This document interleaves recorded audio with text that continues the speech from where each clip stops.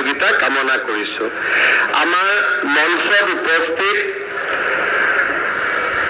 টিহু সমষ্টি ধৰ্মপুৰ সমষ্টিৰ সন্মানীয় বিধায়ক আৰু আমাৰ জনপ্ৰিয় মন্ত্ৰী চন্দ্ৰমোহন পাটোৱাৰী ডাঙৰীয়া, অসম চৰকাৰৰ আন এগৰাকী মন্ত্ৰী জয়ন্ত মল্ল বৰুৱা ডাঙৰীয়া, বৰপেটা লোকসভা সমষ্টিৰ সাংসদ ফণীভূষণ চৌধুৰী ডাঙৰীয়া, সমগ্ৰ শিক্ষা অভিযানৰ অভিযান সঞ্চালক ডক্টৰ ওম প্ৰকাশ ডাঙৰীয়া, জিলা আয়ুক্ত বৰ্ণালী ডেকা ডাঙৰীয়ানী, লোক নিৰ্মাণ বিভাগৰ আয়ুক্ত সচিব ৰাজ চক্ৰৱৰ্তী ডাঙৰীয়া, চন্দন শৰ্মা ডাঙৰীয়া আৰু হৰে কৃষ্ণ মুভমেণ্ট গুৱাহাটী অক্ষয় পাত্ৰ ফাউণ্ডেশ্যনৰ সভাপতি আমাৰ সকলোৰে মাজত উপস্থিত শ্ৰী জনাৰ্দন দাস ডাঙৰীয়া আৰু সন্মানীয় ৰাইজ, আই মাতৃসকল, যুৱক যুৱতী, বন্ধু বান্ধৱীসকল, আজি দিনটো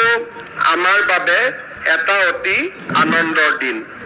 আমাৰ জনাৰ্দন প্ৰভু ডাঙৰীয়াই তেখেতৰ ভাষণত উল্লেখ কৰিছে যে 2009 চনত মই বাংগালোৰত এটা বিশেষ কামৰ কাৰণে গৈছিলোঁ। তেতিয়া মোক কোনোবাই পৰামৰ্শ দিছিলে যে আপুনি এবাৰ বাংগালোৰৰ ইস্কন মন্দিৰটো চাই আহিব, দৰ্শন কৰি আহিব, চালে মনটো ভাল লাগিব। মই যেতিয়া মন্দিৰলৈ গৈছিলোঁ তেতিয়া অসমৰ মই শিক্ষামন্ত্ৰী আছিলোঁ। মন্দিৰৰ বিষয়ববীয়াসকলে মোক ওচৰতে চলি থকা কিটচেন এটা বা পাকঘৰ এটালৈকে লৈ গৈছিলে। সেই পাকঘৰটোত 2009 চনতে তাতে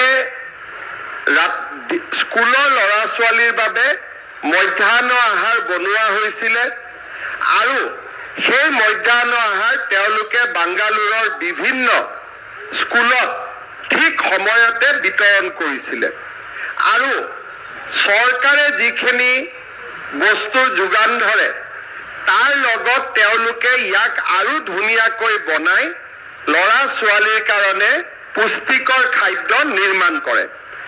মই তেতিয়া তেওঁলোকক সুধিছিলোঁ যে আপোনালোকে এনেকুৱা এটা ব্যৱস্থা অসমত কৰিব পাৰিব নেকি? তেখেতসকলে মোক কৈছিলে যে আমাৰ ডাটা বহুত নহয়, কাৰণ চৰকাৰে যিমান পুঁজি দিয়ে তাৰ তুলনাত আমি আৰু নতুনকৈ আমাৰ ফালৰ পৰাও খৰচ কৰিব লাগে। সেইকাৰণে আমি অসমত যোৱাৰ কথা এতিয়াও ভবা নাই। কিন্তু মই তেওঁলোকক বহুখিনি জোৰ দিলোঁ আৰু এটা সময়ত তেওঁলোকে মোক কৈছিলে যে আমি অসমত আহি এই চেণ্ট্ৰেলাইজ কিটচেন বা মধ্যাহ্ন ভোজন যোজনাৰ কাম আমি হাতত ল'ম।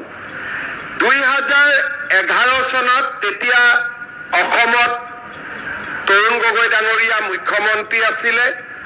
মই তেওঁক ফাইলত লিখিছিলোঁ যে 6 জাগাত আমি পৰীক্ষামূলকভাৱে এই কেন্দ্ৰীয় কিটচেনৰ ব্যৱস্থা কৰিব খোজোঁ। বহুদিন কথা বতৰাৰ পিছত তেখেতে মোক কৈছিলে যে বেলেগ জাগাত নালাগে, তুমি যদি ইমান কৰিব খোজা জালুকবাৰী সমষ্টিৰ কাৰণে কৰা, তাত মোৰ আপত্তি নাই, কিন্তু বেলেগ জাগাত কৰিব নালাগে।